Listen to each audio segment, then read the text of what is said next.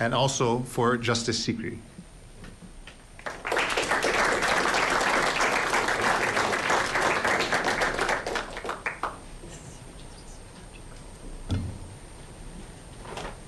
The contents are the same. This for Justice Kumar.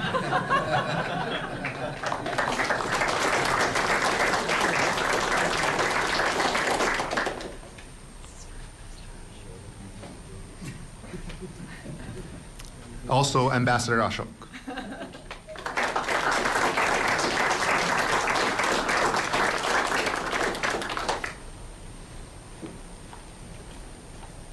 And to the newest law school to join our International Moot Court presentation, Jindal Law School's Dean, Dean Kumar.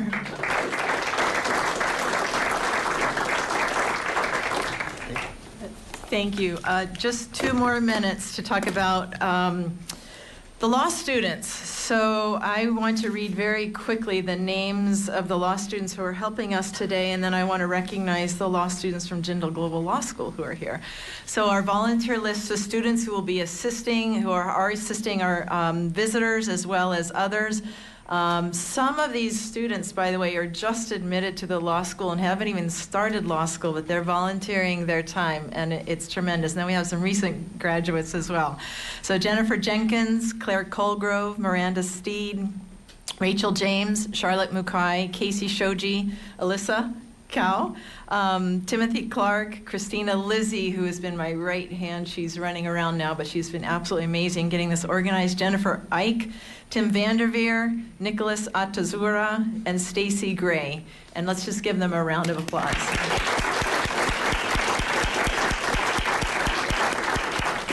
Now what I'd like to do is introduce some mystery guests that came into the room just a few minutes ago. And could the 4 of you come up right up here and I will introduce you? So we are very fortunate, you heard, to have a tremendous partnership with Jindal Global Law School that is rapidly growing for the 2nd year in a row. We are very privileged to have with our Hawaii Supreme Court, Justice Wilson, Justice McKenna, would you join them, please? And Dean Kumar, would you come up and get off your phone? I know, you're taking pictures. We are very fortunate to have 4 star students, and they are star students. They were selected with a very competitive interview process when Justice McKenna and Justice Wilson were there in March to join the Hawaii Supreme Court as externs this summer. So Pitamber Yadav, can you just raise your hand? I'm not able to see. Manan Shishodia, yeah. Mishal Natani, and Akansha Singh. So.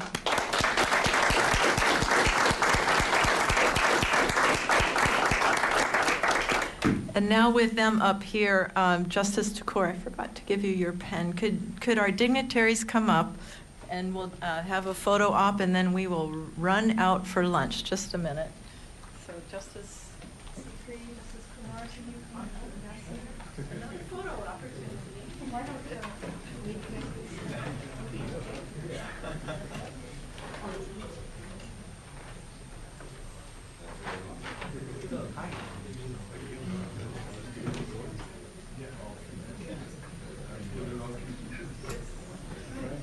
How are you?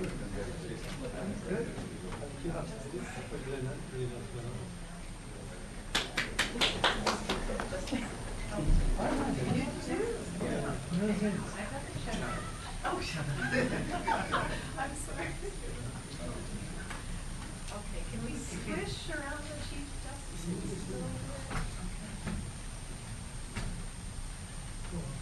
Okay. We ready, Spencer? Am I in your way?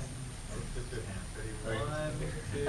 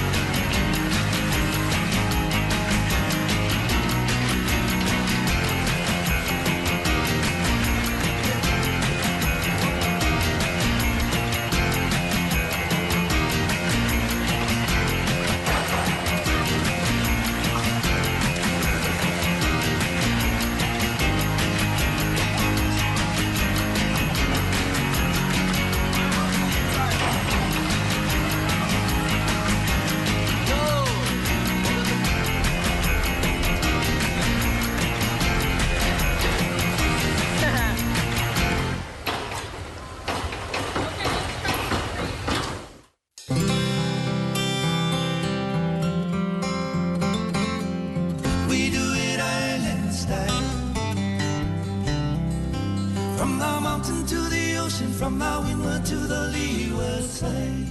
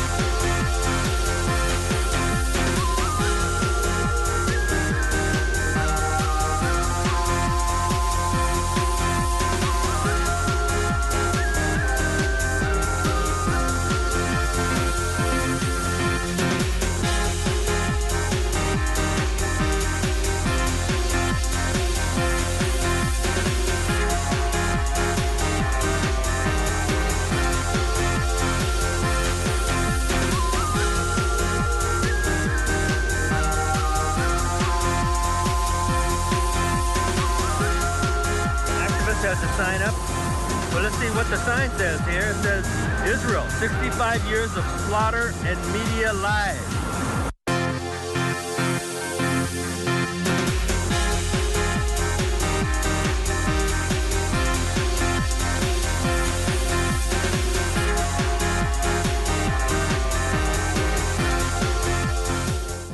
U.S. Israel, you can't hide. We charge you with genocide. U.S. Israel, you can't hide. We charge you with genocide. U.S. Israel, we charge you with genocide. Kerry, you can't hide. We charge you with genocide. John Kerry, you can't hide. We charge you with genocide. Very small area in the Middle East, this area called Gaza, the Gaza Strip.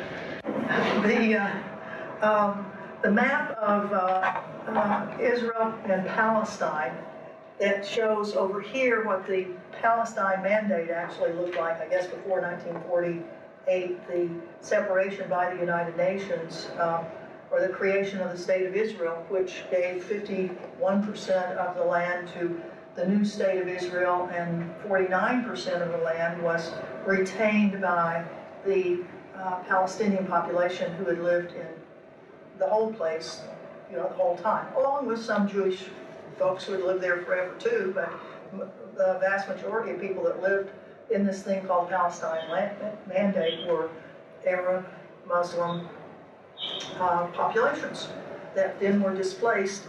And here's what it looked like after the partition. And then here's what it looked like in 1967. You can see the Palestine area, the area in green, is getting smaller and smaller. And then what it looks like right now, where It is totally divided like a Swiss cheese, that very little of the Palestinian areas are together anymore, purposely together through illegal settlements, apartheid walls, settlement or security walls, or I want to acknowledge in the back our wonderful graduate student who's working on a PhD dissertation on the art that goes on to the walls, the giant, massive walls. And please tell us your name again. Sarah, pardon me. And Sarah gave a presentation last Friday, a very interesting presentation about the walls and about art and how artists portray what's going on these massive walls.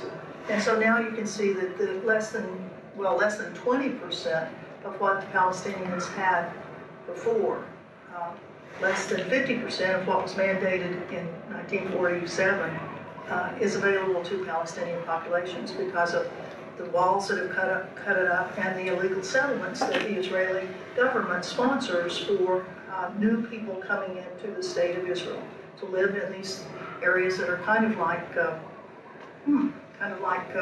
Southern California suburbs. When you see what they are, it's quite amazing. And then when you see what the Palestinians, even the Palestinians that are Israeli citizens and where they live in the state of Israel, much less than going over to the West Bank side of it, much less than going down to this little tiny place now that you see over here, which is what's called the Gaza Strip. And that's where I'll spend most of my time today, talking about what's going on in the Gaza Strip. The Gaza Strip, this little tiny area, is 25 miles long and 5 miles wide. And it contains it's one of the most densely populated areas of the world. It contains 1.5 million people in this little tiny area. And as I mentioned, the reason that I the reason I became interested, really terribly interested in this, was because of the Israeli attack in 2008 and 2009. It killed so many people, wounded so many, left so many homeless. So I and some friends went to Gaza actually before the Israeli attack had ended. We left here before it ended. We got there just as it ended and were able to go into Gaza for only a brief period of time. 24 hours is all that the Egyptian authorities would let us go in. We had to go in from Cairo, from Egypt, to go into Gaza through the Rafah crossing, because of course the Israelis were not about to let us go in through the Eretz, the Israeli crossing. You know, Gaza, in this little tiny area, Gaza is walled off.